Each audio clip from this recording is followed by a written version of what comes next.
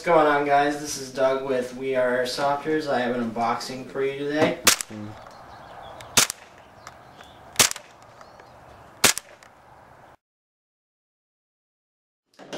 Hey guys, what's going on? This is Chandler from We Are Airsofters, and today I have a review of the G36 SRC. So, bought this gun, $160 from Evike.com. It was a great deal. It came with the battery, 2 high-capacity magazines, and it came with this orange flash hider, which was just standard on the gun. I took that off and put this black flash hider on it, which makes it a ton better. So it was a great deal, and it's a good starter gun, or whatever you want to use it as. I would recommend it even as a secondary AEG. Also came with this manual, which just tells you your basic stuff, how to fill the magazine, how to operate like the folding stock and that kind of stuff. This gun is made in Taiwan, so the English isn't actually that bad. It's not Chinglish like what you would get from JG manuals. You can understand it, and the pictures are nice too. It's not anything confusing. So now into the review of the gun. The construction of this gun is pretty great. It's not fully metal, but that would be pretty heavy. The real G36 isn't even full metal. But the folding stock, the upper and lower receivers, and the forward hand guard are all made out of a reinforced polymer plastic, which keeps down the weight but makes it feel very durable. The metal parts on this gun are the button that releases the folding stock, the pin that lets the folding stock fold. Both of the selector switches are metal, the trigger is metal, the mag release is metal, all the pins on this gun are metal. These 3 front rails are metal. The top rail, however, doesn't feel metal. It just feels like plastic, but it's not going to break. The iron sights are metal, and this aftermarket flash hider that I put on is metal. Oh, and there's a little sling mount on the front, right in front of this rail. It's metal too. So, basically how to operate this gun: you have safe, single fire, fully automatic on your selector switch. You have a button on the left side of the gun to fold the stock.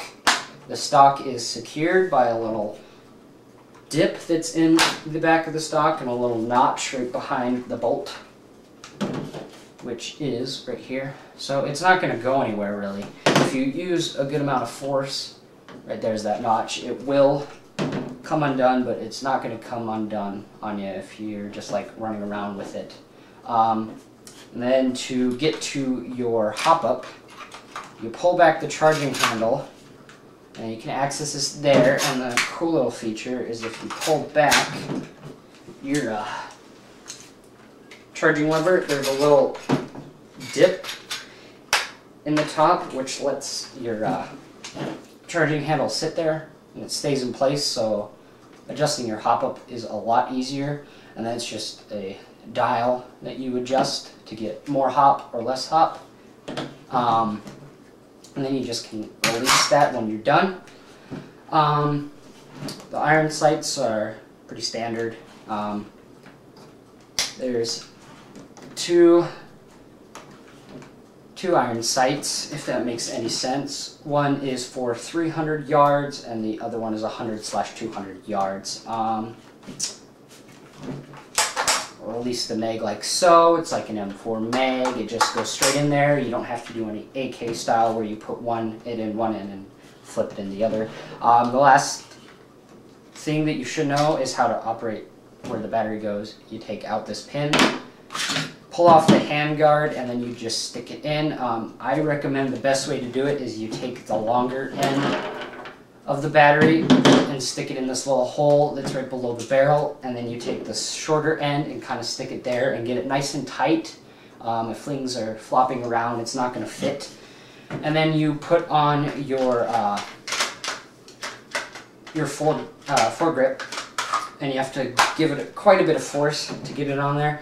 It's going to stay and then make sure you get it all the way on, or else the pin's not going to go in, and then it will stay. And then to take out the battery, it's the same, but it's pretty hard to get this off since it's so tight.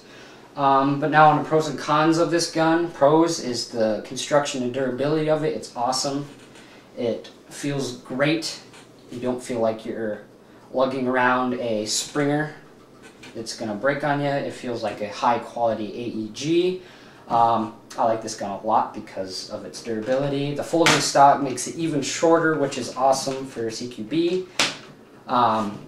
It comes with 3 rails on the front instead of the lower one like JGs have, so that's great if you want to mount flashlights or lasers.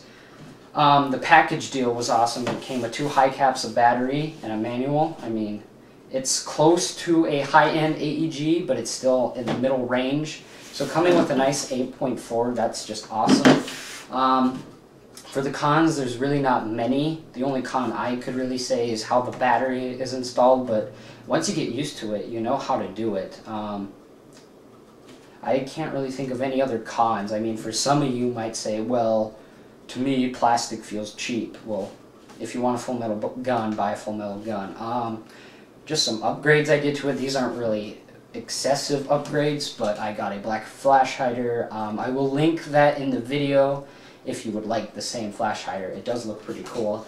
And then on this side, where the sling goes, I actually put a big ring on there, so mounting a sling would be easier. This ring right here, I just put in the sling mount, so it would be easier to use.